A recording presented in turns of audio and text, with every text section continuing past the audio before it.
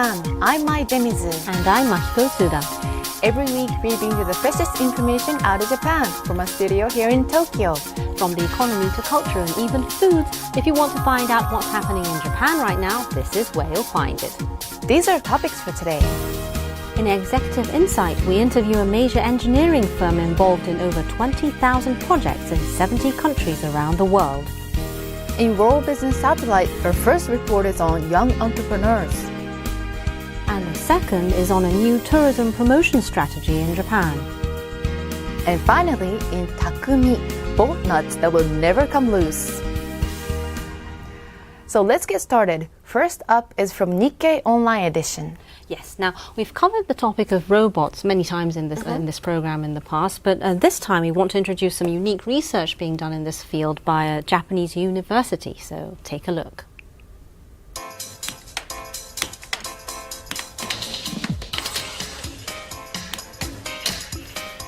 This must be air hockey, Yes, I guess. you're right. And you play against this robot. It's Wow. a super player. It's very nimble, adept at blocking the puck. Well, I don't think I could win against this kind of opponent. Well, this robot is almost like impenetrable wall. Now, to explain how it plays so well, there's a high-speed camera installed on the table, and it captures about 500 frames per second, and the images are rapidly processed, allowing the computer to send instructions on the best position for the robot to place its arm. No wonder. Like, it's not possible for human eyes to keep on. This robot was developed by a team at Chiba University, led by Associate Professor Akio Namiki. It's like playing against the wall, so it's impossible to score. But as a game, it's not that fun. So we're researching how to make the robot spot opportunities to score and change its response depending on an opponent's movements. Well, if you practice with this robot every day, you could become quite good at air hockey. You could, and you'd also probably have sore arms as well. But the ultimate purpose of this robot isn't to make you a better air hockey player, but there's actually a more serious objective. A lot of the intelligent robots that exist today are quite slow. To make them move faster, technology to speed up their processes is necessary. This air hockey robot is an extremely good subject to develop such technologies. In the future, we are aiming to create robots that not only substitute humans, but can also do special moves that aren't possible by a regular human being. I see. So it's about speeding up the overall ability of the robot. Well, I think that's the quality that could have application in many different industries. I think you're right. Another thing this robot can do is to analyze and adjust to the opponent's style of play. And various universities and private research institutes are working on specific aspects of robotic development like this. And the hope is that all these discoveries can lead to more sophisticated robotic technology. Well, I think combining research with a sense of play is a great way to generate interest. I agree. Well, next up is Executive Insight. So, Tsuda-san, what's the topic today? Yes, today we have an interview with the head of Japan's oldest company that specializes in engineering. An engineering firm. I think that's quite a broad field. So what exactly do they do? Yes, you're right. Engineering generally covers areas such as design or construction, but this company is involved in building manufacturing plants. And I have a picture over here. It's an LNG plant, and the company we'll be hearing from today handled everything from the planning to completion stages, which means they drew up the blueprint, procured the materials and equipment, carried out the construction, and even oversaw trial runs. I see. So what other types of plant do these engineering companies work on now? Well, actually, there's a whole wide range from oil, gas and energy, chemicals, pharmaceuticals and non-ferrous metals. I see. Well, I understand there are some massive energy-related plants overseas as well. Yes, you're right.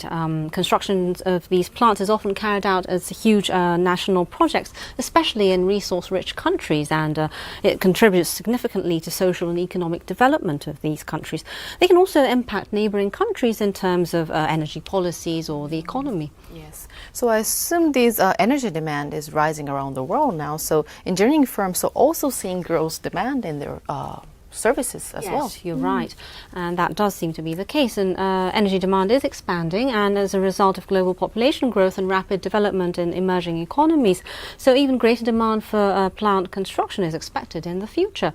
And today we'll be hearing from Koichi Kawana, who's the president of JGC Corporation, about the outlook of this sector. So take a look.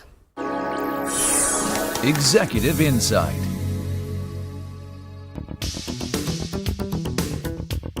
Tokyo Bay, with a multitude of ships passing through every day, it is considered the sea gateway of Japan. A noticeably large ship cruises into the port.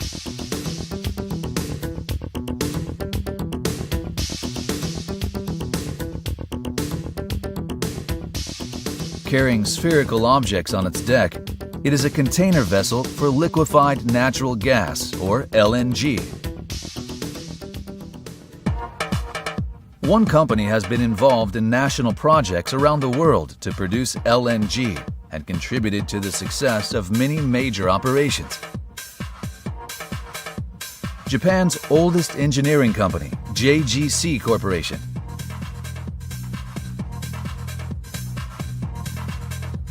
How has the energy situation changed in Japan and Asia in recent years?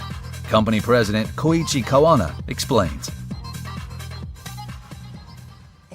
I believe the environment surrounding energy in recent years has changed in a big way. There's been a shale gas revolution, and in Japan, we are dealing with a nuclear plant disaster in Fukushima. How have these major changes affected your company and the plant construction industry in general? There's been a revolution in shale gas, and I believe we're in the midst of some major changes. It's the same as with the situation before and after the nuclear plant disaster in Fukushima. Previously, Japan got 25 to 30% of its energy from coal, with the rest coming from oil, natural gas, and nuclear power. Now, nuclear power is virtually zero. Overall, energy consumption has slightly decreased. As for the question of how to meet the country's energy needs, about 45% comes from natural gas and 25% from coal, which is basically the same as before, while oil use has risen. At the same time, renewable energy such as solar and wind is growing marginally. That's the situation now. And as for us, I just mentioned that natural gas is about 45% of our energy mix. But because Japan is an island country, bringing in natural gas via a pipeline is costly. So we go to gas-producing countries and liquefy the gas at minus 162 degrees Celsius. That reduces the volume by 1/600th, allowing us to import the resource to Japan in an efficient way. About half of the imported natural gas, the LNG, is produced at plants that we built overseas. You could say that about 25% of the electricity, the energy source of Japan, comes from our plants. Otsuda-san, I'm surprised to learn that half of LNG used in Japan is processed in plants built by the company. It is surprising, isn't it? Now, if you look over here, the company is currently involved in LNG plant-related projects in 6 countries that we have over here. And when they're all completed, the total annual output will reach 55 million tons. So that much. So there must be a great demand globally. Yes, there certainly is. And again, this graph shows expected LNG demand around the world. And as you can see right now, the supply and demand are about the same. But going forward, Demand is forecast to continue rising, and there are concerns that it'll significantly outstrip supply by 2025. I see. Well, I know that Japan is a major importer of LNG. Yes, you're right. And in fact, Japan is the biggest importer of LNG in the world. And to keep up with demand, the company has started to develop new types of energy plants. So take a look. JGC Corporation has consistently been among the world's top contractors for major engineering projects for oil and gas production.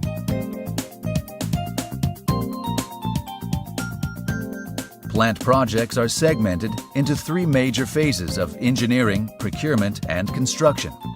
In the industry, this is referred to as EPC. Are there regions, countries, or projects that you are specifically focusing on? We've traditionally been strong in countries in Southeast Asia and the Middle East, so they'll continue to be central for us. In addition, we also believe new markets will open up in major shale gas producing countries in North America and also sub-Saharan Africa. But in terms of LNG, a single project can cost billions of dollars, sometimes over $10 billion. So it's necessary to have a massive amount of funds. As a guarantee, we need to secure long-term LNG supply contracts. Building an LNG plant is different from oil, which you can sell into the market. Projects are carried out based on market demand. So it's not like bamboo shoots surfacing after rain, if you will. Not all projects that arise are carried out to completion.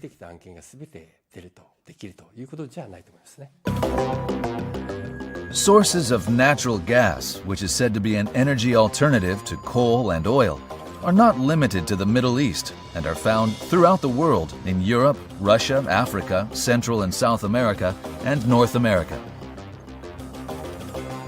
But Mr. Kawana says drilling for oil and gas is no longer as easy as it was in the past. So the company is now embarking on new projects.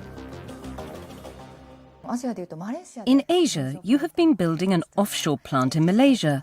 What importance do you place on this particular project? It's being said that from now on, an increasing number of projects will be difficult, deep and distant, meaning we have to go offshore, not to shallow waters, but deep waters, where it will be technically extremely difficult. It would be easier to build an LNG plant in shallow waters close to the shore, so that gas can be transported through a pipeline. But it's not going to be possible to dig in those locations anymore. For small-scale fields, there are moves now to monetize the process by drawing gas to the surface and into an LNG plant aboard a ship, called a floating LNG plant, rather than laying a pipeline. While there are various technical difficulties, we want to stay at the forefront of the times and take on these challenges. Gas is typically processed and liquefied in plants built on shore. The floating LNG plant developed by the company processes gas extracted from the sea floor and delivers it directly to an LNG container vessel.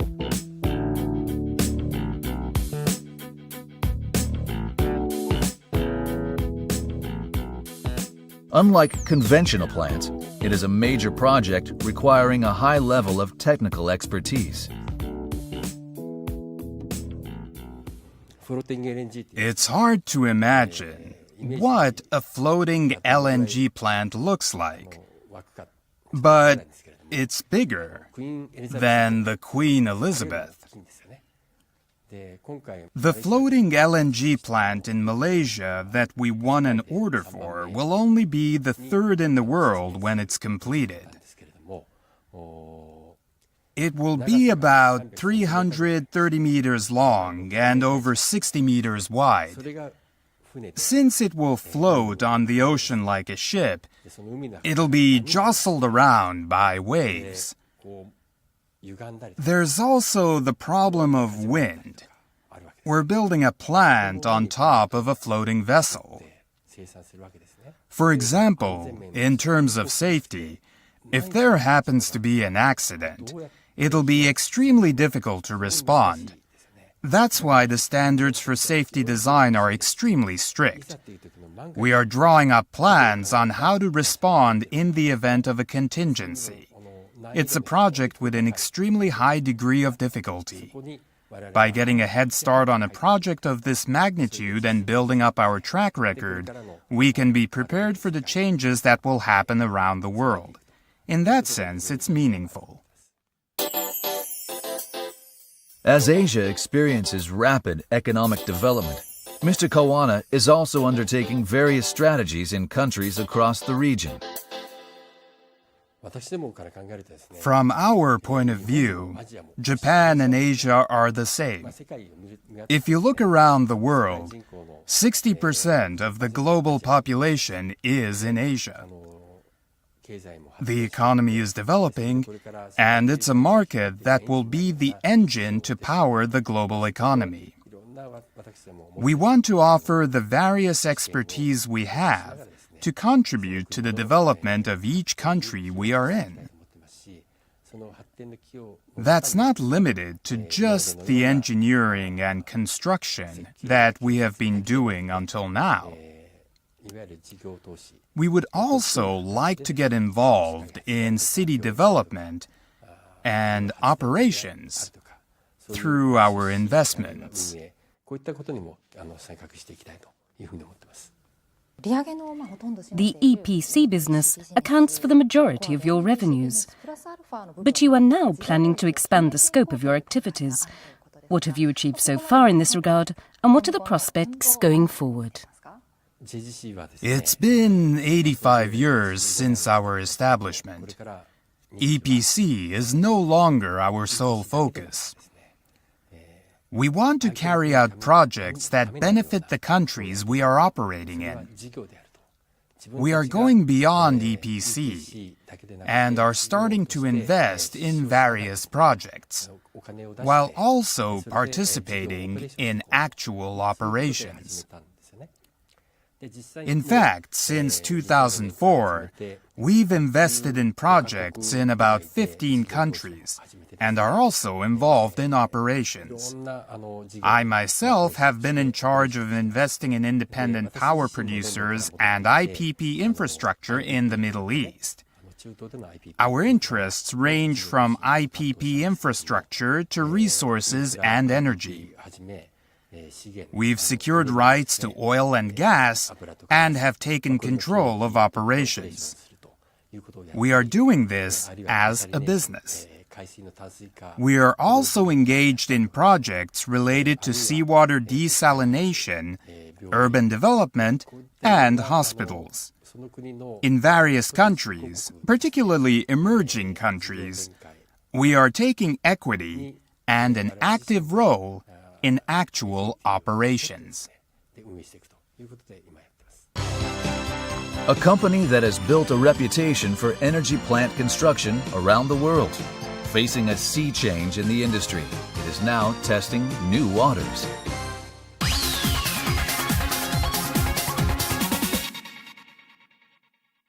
As the future evolves, Toyota is envisioning a more interconnected life where information and energy flow seamlessly throughout the globe. The road ahead will require diverse and eco-friendly mobility solutions. It is on this path that our small choices lead to big changes. Life. Connected. Toyota. Mitsubishi Electric is helping to change the environment for the better around the world. Green subway systems in India.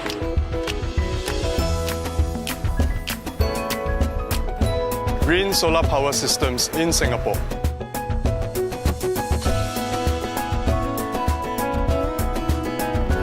sistem AC ramah lingkungan di Indonesia. Eco changes for a greener tomorrow. Mitsubishi Electric.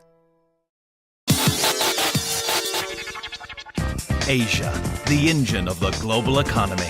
Japan, a regional powerhouse. And now, direct from Japan, economic news with a global impact in Chinese, delivered by Nikkei. Read the future, lead the economy. Nikkei, Japan's leading media for business.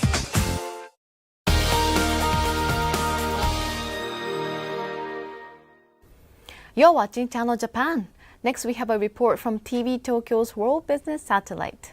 Yes, so today we'll be hearing about young entrepreneurs. And Demi-san, have you ever thought of starting up a company of your own? Of course, yes. I think everybody wants to be called a CEO one day. That's true. I kind of agree with that. But in Japan, in the past few years, there's been somewhat of a boom in startups launched by young people. I see. Well, starting up a business naturally requires money. So how much would you actually need? Well, this is according to government data, but the average amount of funds needed to start a company is said to be about $60,000. And it does depend on the size of the business, but in general, you would need a significant amount of money to start your own business. But money aside, if you're young, there's also a question of management ability, I think. That's true. And in one survey, young entrepreneurs were asked to list what they felt was necessary to enhance their management ability. And among the answers were wide-ranging information on management techniques, opportunities to exchange ideas with other entrepreneurs, and another one, opportunities to meet potential clients were among the top replies. I can understand. But so why are many young people starting up company now? Well, one reason is said to be the growing number of investors called incubators or seed accelerators who provide not only capital but also various support, including mentoring. And they also hold events where participants looking for financial backers are required to pitch ideas and compete for capital. And the emergence of these kind of support systems for entrepreneurs is encouraging many young people in Japan to strike out on their own. Well, so that means that threshold for entrepreneurship is gradually coming down? Yes, that certainly seems to be the case, and we have a report on young IT entrepreneurs who launched businesses this spring, so take a look.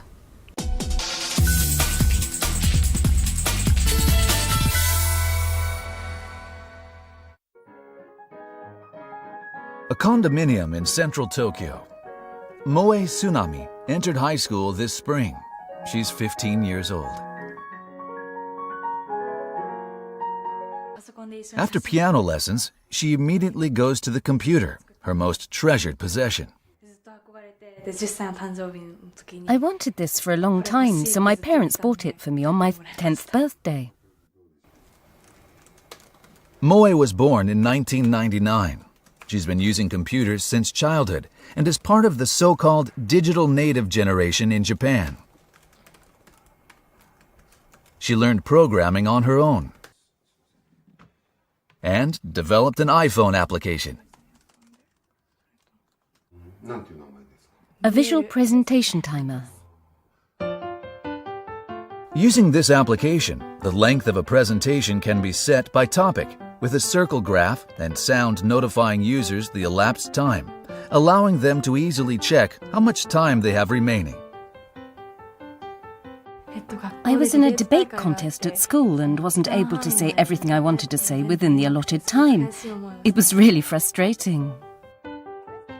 With this visual presentation timer, Moe won an application developer contest for junior high and high school students. It has been downloaded over 50,000 times.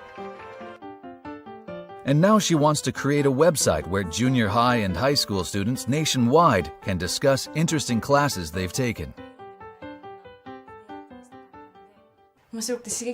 I feel that if there's a website where people can share experiences about fun and inspiring classes at school, then study will become more fun around the world.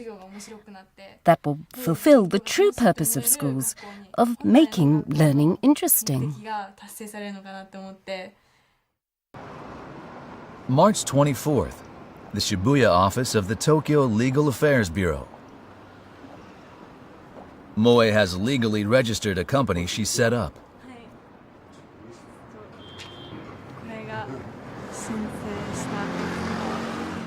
It's called WAVE. She has just become a 15-year-old president of an IT business. I can do a lot of things now. I feel a sense of motivation and hope that I can make it happen.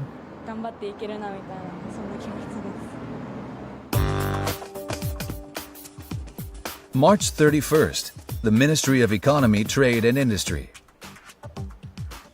On this day, a meeting of experts is held on the topic of entrepreneurship. The number of startup companies in Japan is only about 5%, compared to over 10% in the US and the UK. We need to improve this situation. Since 2001, newly established businesses in the US and the UK accounted for over 10% of all companies operating in those countries.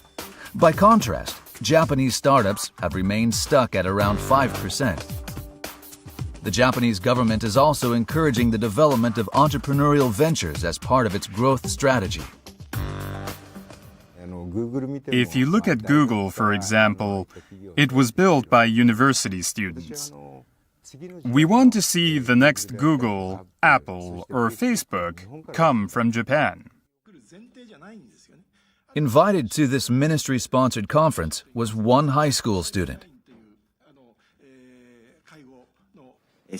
My name is Mikami from GNEX. 16-year-old Yoichiro Mikami, a second-year high school student. He is in fact the president of an IT startup. A big problem is that educational institutions in Japan today only exist to produce uniform employees. Yoichiro's company runs a website called Bridge Camp.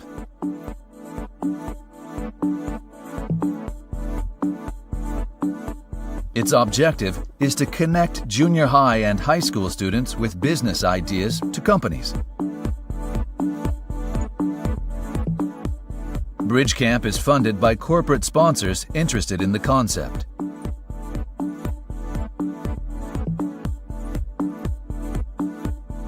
Conferences at GNEX are always held using a free internet phone service. Hello? Hello? Can you do it by April 1st? April what? The 1st. By the 1st. He has 10 employees, including high school and college students. They are paid between $500 and $2,000 every 3 months.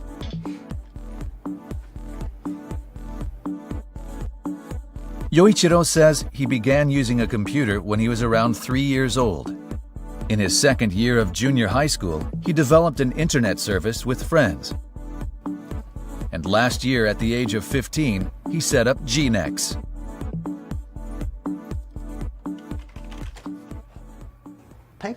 Most publicly listed companies are about 50 years old. With the Japanese economy declining in this way, I think many people are unsure whether we can last 50 years from now. So that's why I thought it would be better to build from scratch an organization that I can control to some extent. One person who saw potential in Yoichiro was Kentaro Sakakibara, president of Samurai Incubate, who invested $50,000. I believe the people who know how the world will change in the next 5 to 10 years are junior high, high school, and college students and those in their early 20s. I'm working with him to establish the idea that it's normal for junior high and elementary school students in Japan to also start up a business. March 20th.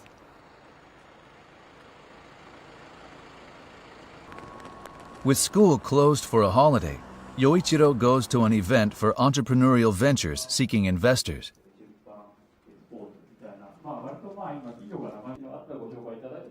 Nearly 100 executives from major companies have come to hear their pitches.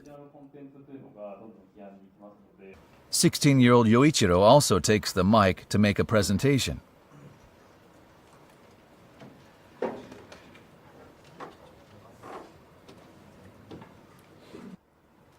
Today, I would like to introduce you to a service called BridgeCamp offered by our company. BridgeCamp is a crowdfunding platform that allows business people or major companies to support projects launched by junior high and high school students. Yoichiro tells the audience that he aims to increase the number of users to 4,000 within a year.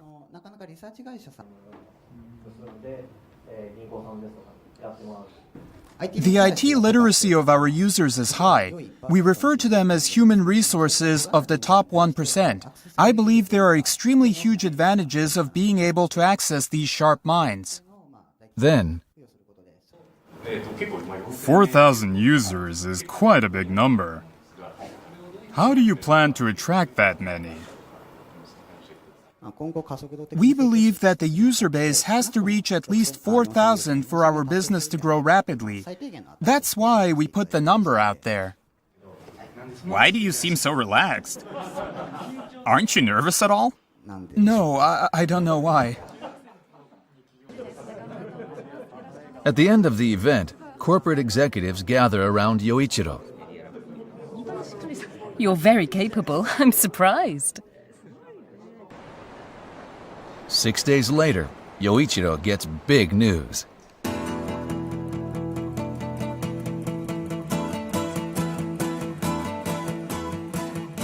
Recruit, a major publisher of job magazines, wants to come aboard as a sponsor.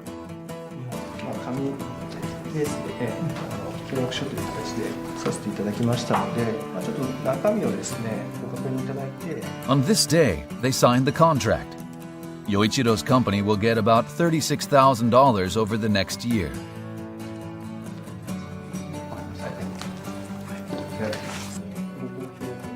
Recruit is currently focusing on the development of internet content services, such as applications, and hopes to partner with students using the BridgeCamp website.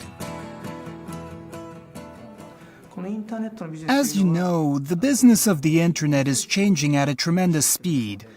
Unless you have the insight and determination of young people, it's impossible to keep up with the constantly changing trends. So how does Yoichiro feel about the growing expectations for his company? I know that I don't have a lot of experience. I feel that what people expect out of me the most is creativity, of being able to think outside the box and beyond.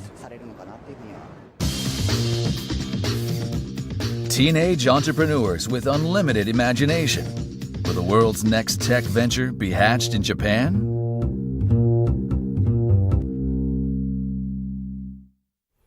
Well, it's hard to believe that they're all still teenagers. But it clearly shows age doesn't matter as long as you have new and good idea. True. Well, moving on, what's our next topic?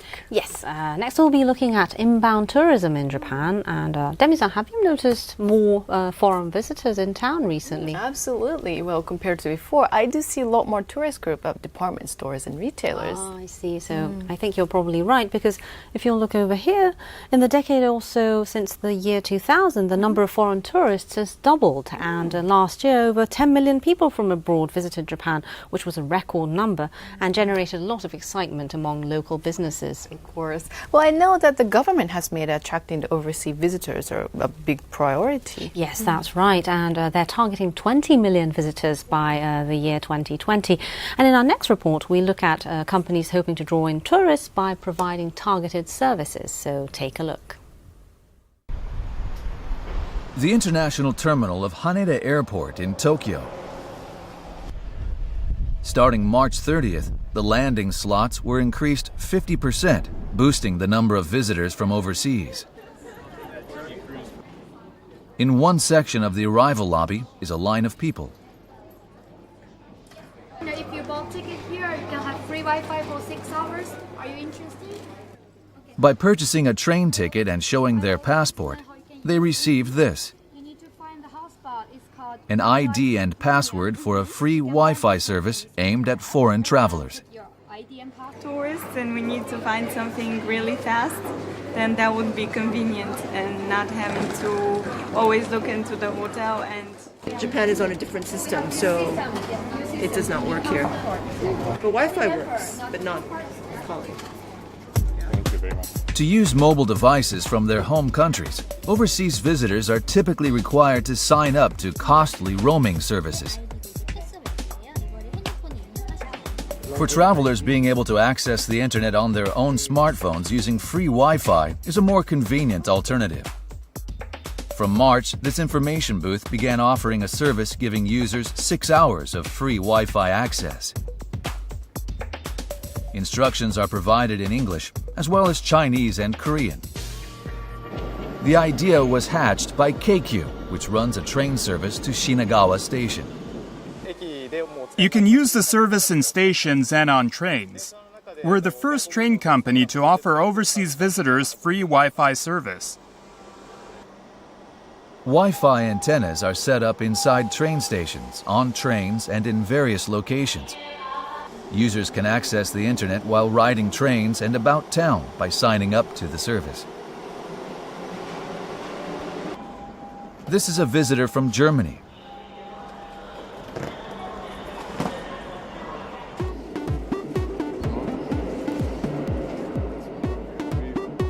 He starts inputting his information. To use it, he simply selects a Wi-Fi connection on his smartphone and types the ID and password.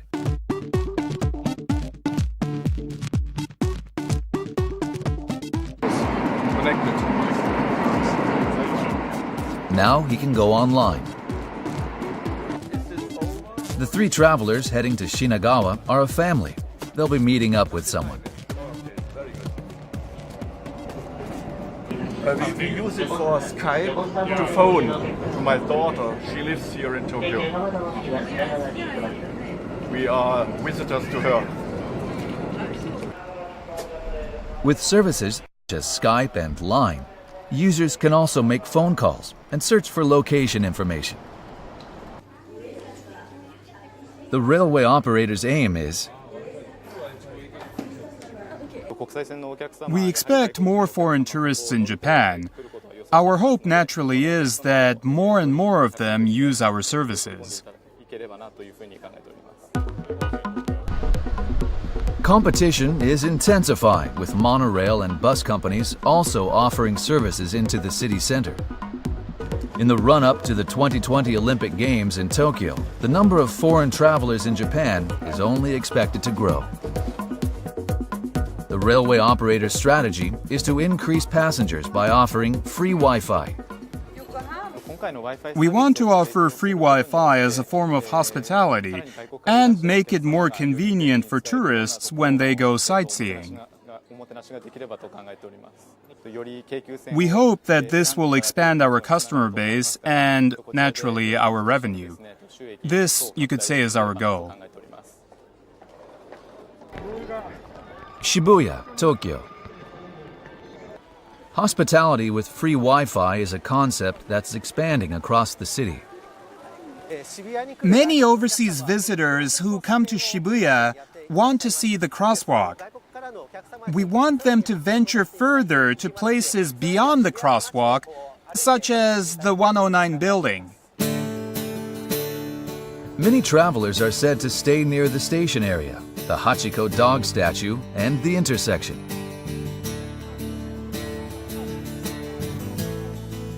From March, Tokyu Railway began offering free Wi-Fi services inside buildings owned by the group company, including Hikarie, Tokyu Department Store, and 109. The aim is to attract more foreign tourists. At an information booth inside Shibuya Station, visitors can get 1 week of free Wi-Fi access in the area by showing their passports. We are not so sure about the area, so maybe we can use it for the maps. Look around. What's more, in April they began setting up a free lounge and a baggage room for foreign travelers in an underground passageway. What's the aim of offering these mini services ahead of the 2020 Olympics? Foreign visitors tend to spend more money on average. We hope that this will ultimately boost sales of the entire group company. According to one survey, the biggest complaint among foreign travelers in Japan was internet access. Meanwhile, when asked what they liked about Japan most, the top answer was getting to experience genuine Japanese culture. Some businesses are hoping to meet those expectations. A group of travelers from Australia stream into a traditional Japanese restaurant in Ginza, Tokyo. It's lunchtime, but they're changing into happi, which are worn during festivals or special occasions. I'm going to slice the head and tail off. The head chef prepares the red snapper. They appear fascinated by the way he handles the knife. This is the start of a sushi rolling class. The head chef will teach them how to make their own sushi. But there's immediately a problem.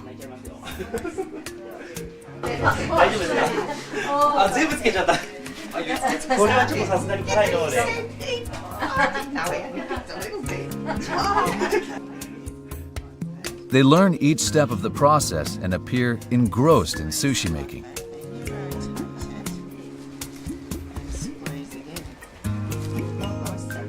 They seem quite satisfied with the end product.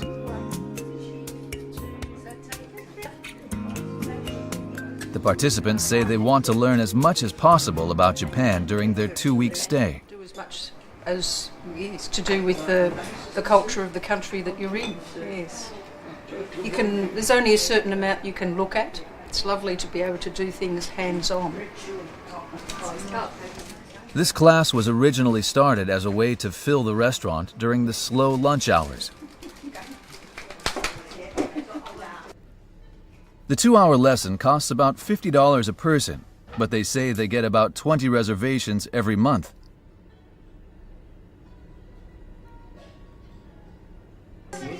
Close to the main venue of the Olympic Games in 2020, the restaurant hopes to draw in more participants in the next several years. With the Olympics coming up, the number of foreign tourists will continue increasing every year. Our aim is to collect tourists who plan on visiting Ginza. I hope we can succeed. A battle is brewing over pre-Olympics overseas travelers. A new approach to hospitality may help expand the opportunities for businesses across Japan. We're learning how to roll sushi. That's something that even I would want to learn. I know, me too. It would be great to get tips from a real sushi chef. But until now, the service industry in Japan has primarily targeted domestic tourists and travelers. So with the influx of overseas visitors, the businesses are recognizing the need for change. A different way of doing business. Yes, I think that's the case. And there are some things we Japanese take for granted, but maybe are surprising or interesting for overseas visitors. And those are the areas that could turn into a business opportunity. Yes. Well, after the break, we bring an episode from Takumi.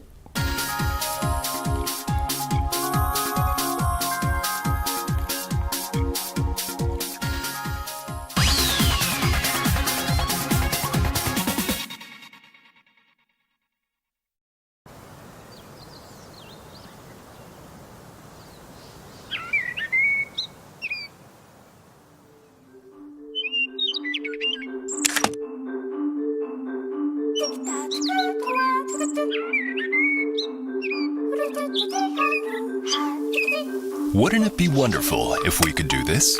We make things like this possible through the power of chemistry. We're the Kaiteki company, Mitsubishi Chemical Holdings. So, what would be the key to success in expanding your business globally? Cash management?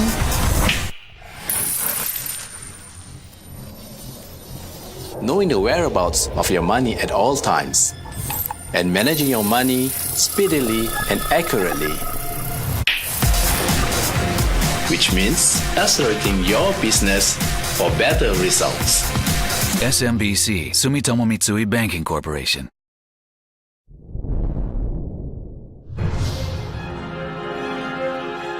Sasuke, a new type of sports entertainment program conquering the world. It's about human achievement and people's passions, and I think that relates to almost everybody. From Japan to the world, Ninja Warrior, Tokyo Broadcasting System.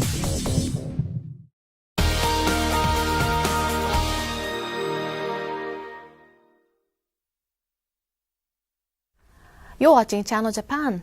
Next, we bring you a segment called Takumi from Science View, a program produced by NHK that introduced the latest development of science and technology in Japan. Now, takumi literally means artisan in Japanese, and it's a word often used to describe a person with exceptional skill in a certain craft, a master technician, you might say. So what kind of artisan will we be meeting today? Yes, now our takumi today is the owner of a small back alley workshop, and I have a book here that introduces the technologies of small workshops across Japan with pictures and interviews. I see. It says in Japanese, one of the kind technologies. So what kind of factory are covered in the book? Well, it's just there's a lot of variety, but for example, we have one here. A workshop that produces shot put balls that are said to put you in the top group at the Olympics. I see. And also another one over here is a syndicate of metal polishers in Niigata Prefecture, and they work by hand to put a shine on any metal. Well, I've heard of them. They done the polishing work for iPod. Yes, you're right. That's the one. And 38 workshops are listed in this book, but 8 of them are based in a particular area in Japan. Where is that? Well, we have a picture over here, a map over here, and it's East Osaka right here. And this one area is home to more than 6,500 workshops and factories, and by concentration it's said to be number 1 in Japan. So from toothbrushes to rockets, they say there's nothing that's not made there, and we have a report on a certain takumi born and raised in this area, so take a look.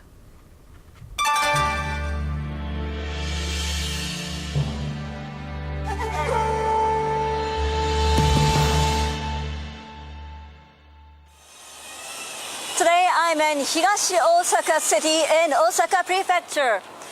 The city is known to have the largest number of small and medium-sized manufacturers in Japan. It's said that there's nothing you can't make in this district. Let's go and meet our Takumi. Nice to meet you. Oh, my pleasure. Today's Takumi is Katsuhiko Wakabayashi. Wakabayashi has created a revolutionary invention, a nut that doesn't come loose even under the highest international standards. I tested if it really does resist loosening even under strong vibration. The testing device is based on a US aeronautical standard. I placed Wakabayashi's nut and a conventional nut onto the device and tightened them both to the appropriate stiffness. よく見ててくださいね。はい、スタート。30 strong vibrations in a second.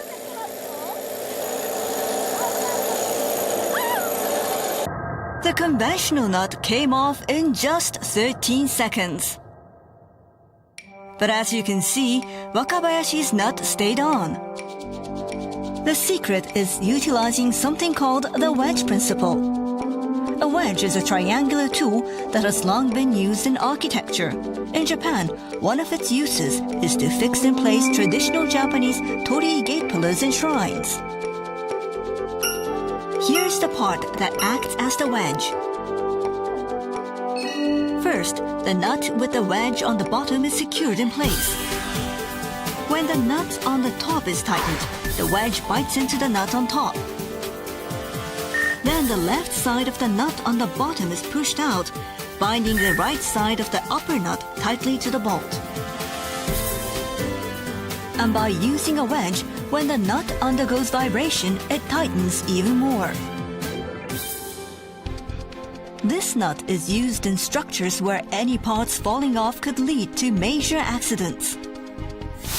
For example, on a car off the Shinkansen bullet train. About 20,000 nuts are used on a 16-car train. On the Akashi Strait Bridge, which is 300 meters above ground, the nut is used in connecting cables.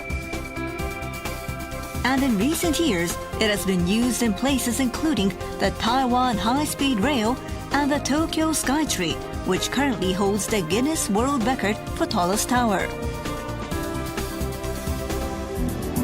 But creating this nut was a long and arduous task. This non-loosening nut was invented by Wakabayashi at 27. It uses a different mechanism, but at the time it was a hit product, earning more than $1.5 million per month.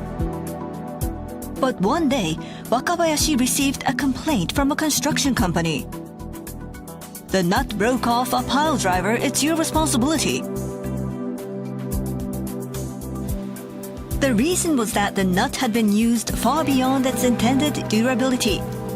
But Wakabayashi took the complaint seriously. He started to develop an even more precise nut that could withstand the kind of use the construction company wanted. A year later, Wakabayashi's ultimate nut was complete.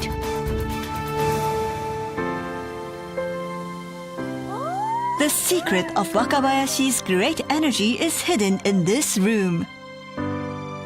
Model railroads are Wakabayashi's passion. He loves bringing guests here and seeing their happy faces. Ideas make people happy. I just imagine the clients saying how helpful something was or how much easier their work has become. And that makes me even happier. Nothing in this world is complete. There are still so many more things that can be improved. That's what you have to think about. Ideas are limitless. Well, Tsuda-san, you do really get the impression that it's a technology that was developed by craftsmen actually listening to the complaints of the customers. I agree. Because for most people, I think the bolt nut seemed like a finished product, but for Mr. Wakabayashi, it's far from perfect. And apparently he continues to hold regular meetings with his staff to hash out new and better ideas to improve on the quality. I see. Well, that's the sort of mindset that I guess we all need to have in our daily work. And that brings us to the end of this edition of Channel Japan. We have much more in store for you, so make sure to tune in next week.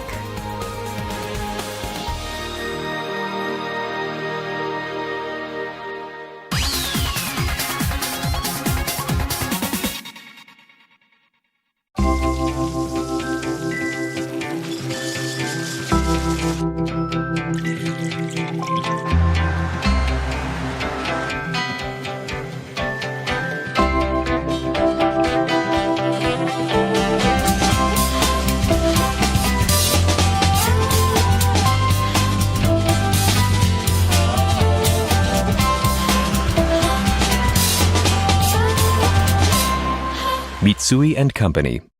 Sou uma pessoa comum. Eu gosto de apreciar todos os momentos do meu dia.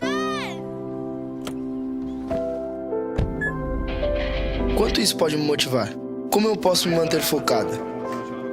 Tudo ao meu redor, incluindo os momentos do meu dia a dia, é o que eu preciso para me concentrar para a minha luta de 90 minutos. Quero dar esperança às pessoas. A better life, a better world. Panasonic.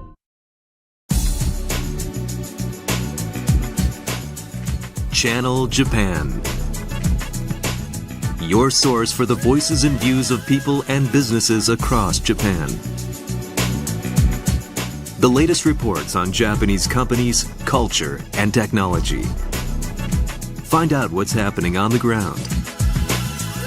Every week, direct from Tokyo, Channel Japan.